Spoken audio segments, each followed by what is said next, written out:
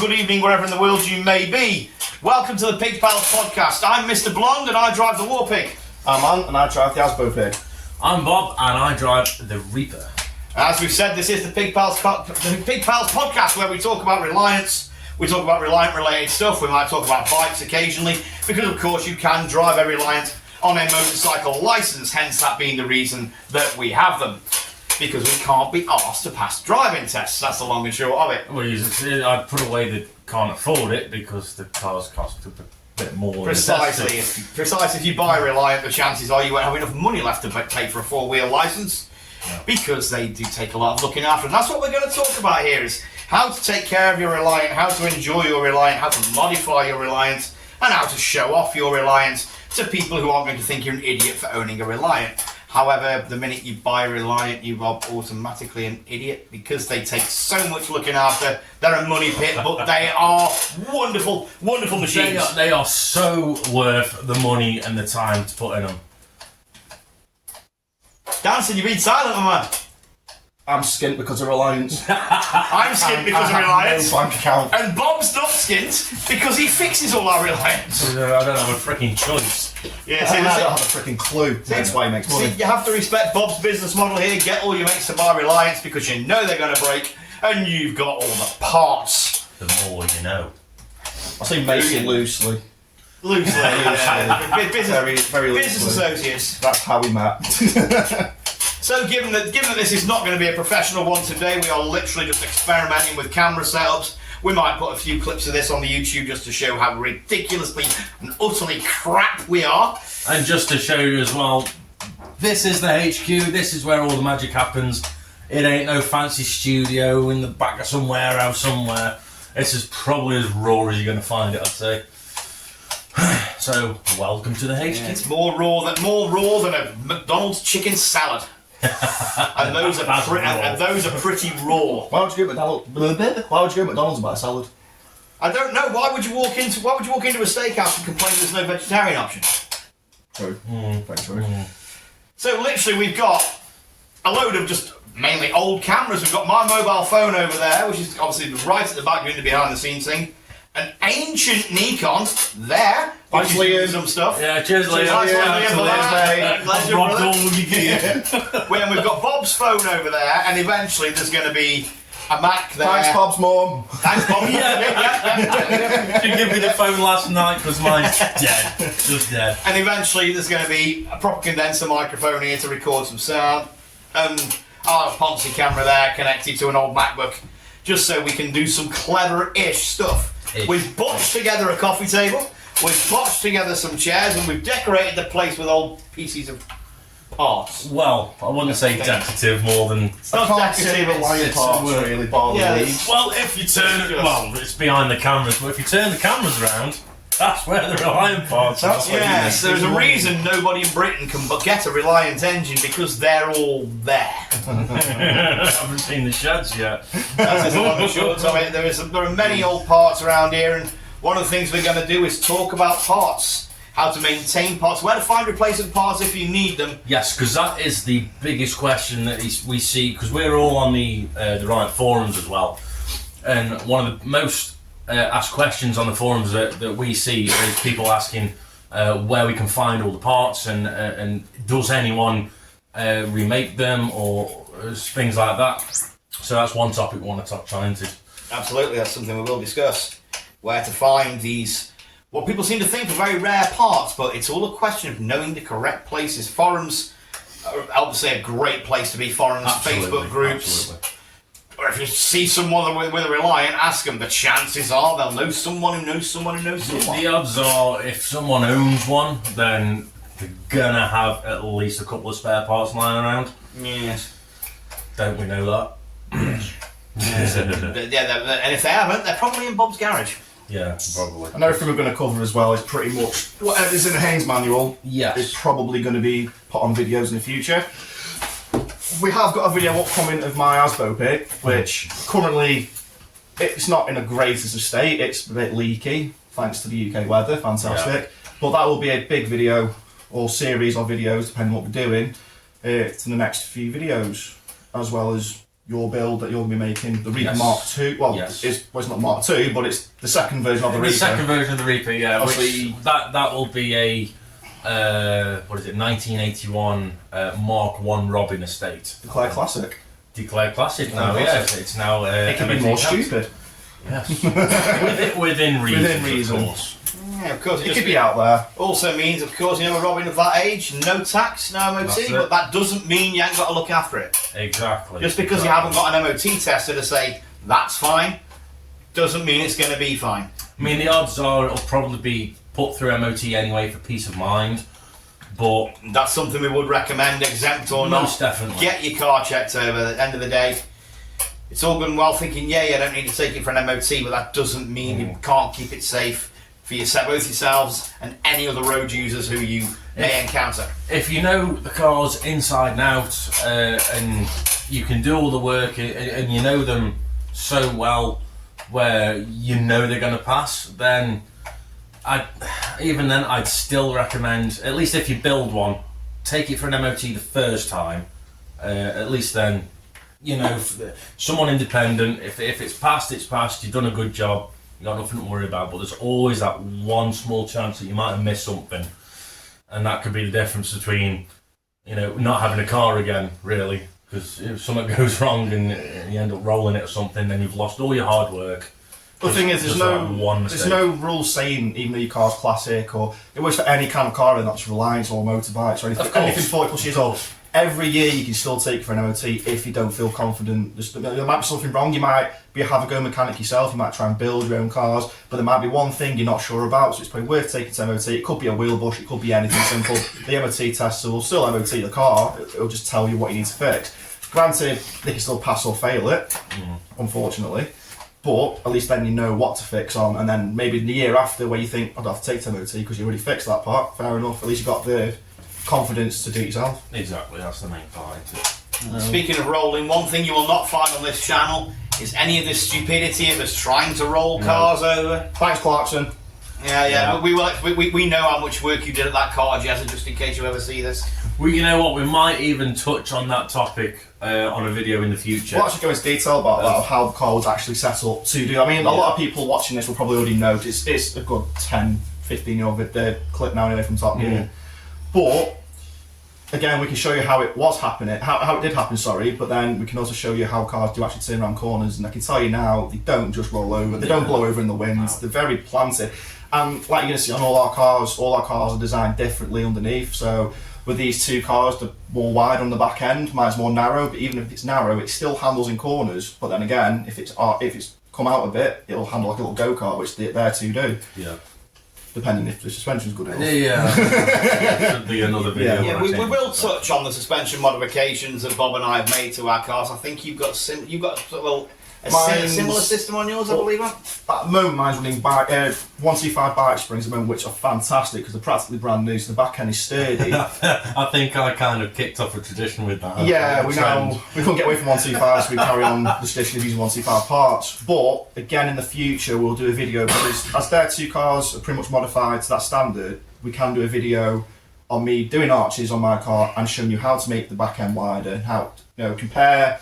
Like a daily driver, compare it around the corner standard and then do it when it's wider. And you kind of compare how it feels then, because they are like little go-karts end of the day. They're not the slowest thing in the world, they're not the fastest thing in the world, but if you know how to drive them, you can go anywhere and they're nippy, they're fun. The thing that you got to remember is they've got 3 wheels. If you want to roll it, they will roll. But you've got to drive it like an absolute moron. Yeah. And want to roll the car over, which...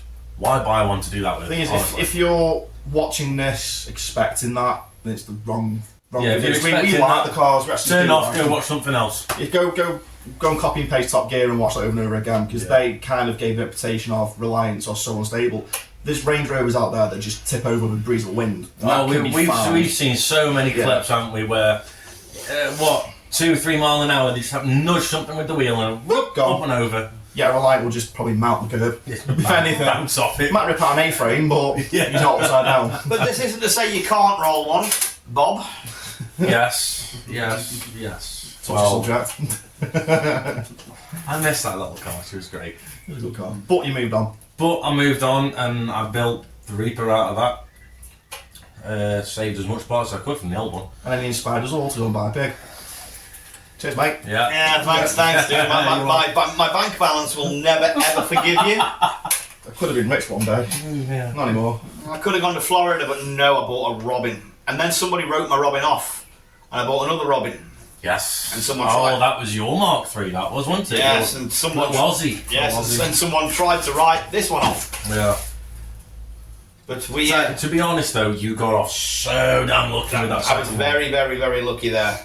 In fact, while we're talking about this, we could probably take a shot of that and try and stick it in the video here somewhere. Yeah, we'll do that. Of just the marks up the side. Yeah. Of how close it was to basically losing the So front end of your car. But essentially, I came off a roundabout and a modern car in front of me emergency braked. Now the issue with the Robin is it's always worth remembering, leave a little more space than you'd leave in a regular car. Because drum brakes on a Reliant Robin are never ever going to stop you as quickly as a modern four-wheeler on discs with electronic anti-lock. Which, in the future, I do believe that you are going to try a disc and caliper conversion. Yes, I've got the discs and calipers to go on the Reaper Mark II, so... Which we'll see videos of soon. Yeah, So At some point. It's taken me a year to gut it and get it sanded, so... See how it goes. That's the Yeah, well, best fiberglass. Yours is the guinea pig for that one, because if that modification turns out to be reasonably hassle-free, We're all doing it. we're all going to do Yeah. it. Because the most important things on any vehicle are your brakes and your tyres. These are the... Do not skimp out on brakes and tyres. And I tell you what, while we're on brakes as well, I've noticed this a lot with some of the cars that I've brought or fixed or sold on. A lot of people, they forget or they don't understand how the brake setup are on these cars. Mainly to do with the springs on the shoes. They put the springs on the outside. The spring's supposed to be on the inside. But we'll touch that on another video one day when we do specialise on brakes or whatever. But it's amazing how many things on these cars that are so simple, yet people have forgotten how to do the most simple of mechanic stuff nowadays. Everything is with cars these days, you plug a OBD scanner in and it'll say you've got a spark plug failure or you've got an injector failure. With a Reliant, it's ear. It's have it here, you strip it down, find out, because they're not complicated cars to work on, but at the same time they're very manual minded. They're the most basic and simple designs and engineering, but because we've got so lazy nowadays, you know, going to first thing to do is go to a computer and sort it, you know, plug it in, sort it out. Everyone's lost this kind of mechanical knowledge, basic mechanical knowledge that you would have learned back in the day in school. So you take your car, you take your Reliant to a garage now, 9 times out of 10 they're not going to know what they're looking at, because they're, end of the day, they're probably kids that come out of college or uni with level 3 diploma level mechanics, which they've obviously worked on more modern day cars. Now anyone can plug an OBD scanner in. End of the day, I've got a modern day car at home, which is easy just to plug it under the steering wheel, it'll tell you your fault, you go to that fault, pull it out, put it back in, car fixed. With a Reliant, 9 times out of 10 if it's engine related, you're going to have to pull the engine out, which again you'll see on the video really soon. Yeah, So, some things you don't have to pull the engine out. It's top end, you should be okay. Can do them in the car, but when you've been working on it for a while and you get like the knack of pulling the engines in and out, sometimes it's just quicker and easier to just drop the engine out. But And you can test more things as well at that point. You can check for extra damage or if anything's blown or... It's worth mentioning at this point, to a lot of you, the idea of pulling an engine out of a car might sound like a really intimidating process. Because obviously you look under the bonnet in your modern car and you think there's so much going on under there and you're like, oh God, I wouldn't know where to start. With a Reliant, again, because it's so simple, it's literally a case of disconnect a few things, pop some bolts, drop the engine on the floor, and you can literally, a couple of you, pick up the car and just lift it over. Which again you will see. We get the engine out. I mean, what's it take us to get an engine out now? An hour or so? an hour or something like that, yeah. Depending on if bolts come out of the car. I mean, if there are cars, we should be okay because we've all had engines out. Yeah. Within the past year, we've all had an engine out at least once in our cars. Granted, when mine first got purchased, it had a seized engine, so it got unseized, which we'll post a video of the first run. Yeah, because we've still got, even though we can't put any proper footage from when we brought it, but we've still got photos and a few little videos and stuff. Yeah. And after that video, the engine was pulled out and reworked on and new parts, etc. And I've drove it for a year, and it's only recently. Sweet. It's been. At the end of the day, the car's great. The only things that are wrong with mine now is just wear and tear. At the end of the day, piston rings are going to go. Spark plugs do go. There's no lifetime guarantee on stuff like that. It's all serviceable parts on the day. Especially nowadays, all the electronics are made in China. Yeah. You find a lot of it with your points and your condensers are the worst ones. Yeah. Even the dizzy caps. We've had a couple where we've changed the entire thing, haven't we? I've gone through 3 or 4 within, I think it was like 2-3 weeks. Yeah, I was popping dizzy something caps. ridiculous. It's not. But like our mate Trotter Boy, Trotter Gordon, he's got a Regal Trotter van, and he brought the what was it? It was the full. He brought the full electronic Aki system. system. Yeah, I fitted in the full Aki Spark system, and even that, the distributor, it turned out to be an issue with the distributor cap. Yeah, because it was we put it all together, and then we tried checking over the timing, and just in case the carb was out of tune or whatever, and it was still misfiring and popping and banging, and turned out dizzy cap. It was a brand spanking new dizzy cap with the whole kit. Swapped that over. It's been sweet ever since. Yeah, it's not been bad, but yeah, we will touch on all this. There's all the photographs and obviously media that we don't create now that we've got access to. At some point, I'll probably set us up an Instagram page, and on there, all the photographs that we've got of various bits and pieces that we've done. We'll put them on there. Feel free to drop us a follow, take a look, and yeah, consider it a database of all things Reliant and quite a lot of stupidity, because we do get up to a lot of stupid stuff. Oh yeah. We're always mucking about with something, but we have Reliants at the end of the day are fun. So we have fun. You can't be serious and own a Reliant. You have to have a bit of a screw loose to own a Reliant. Yeah. Because now imagine dailing a Reliant. I love that little slogan. Was it unstable cars for unstable people? Yeah, well, that should be our slogan. It's so fitting. That's our slogan. It's very fitting of us here at Pig Pals Media. Yes. So that's everything we've got to say for today, folks. So we'll say thank you very much for checking this out. Indeed. Please don't hate us. We know it's completely crap, but first attempt. See how we go. And yeah, stay tuned. Stay tuned. Stay tuned. Bear in mind, it's not that easy to stay tuned when you've got a Reliant, because you have to tune it by hand, not with a laptop. And by ear. By hand, by ear, and by feel. And by faith. Seat of the pants and an awful lot of cojones. Exactly. So we'll say good afternoon, good evening, and good night, just in case we don't see you. Hey, actually, yeah. Like to see what I did there. And that's been the first Pig Pals Club podcast. Thank you very much for watching. Good night. All right.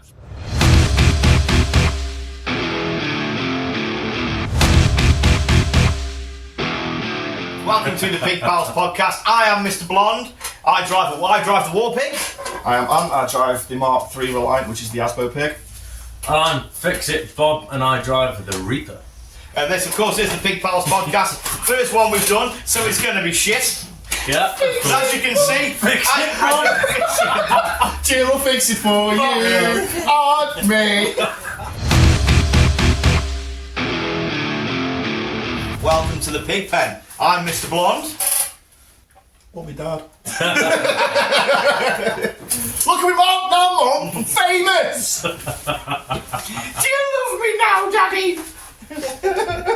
If you leave me now, So who are you? it's part of me. Please don't go down.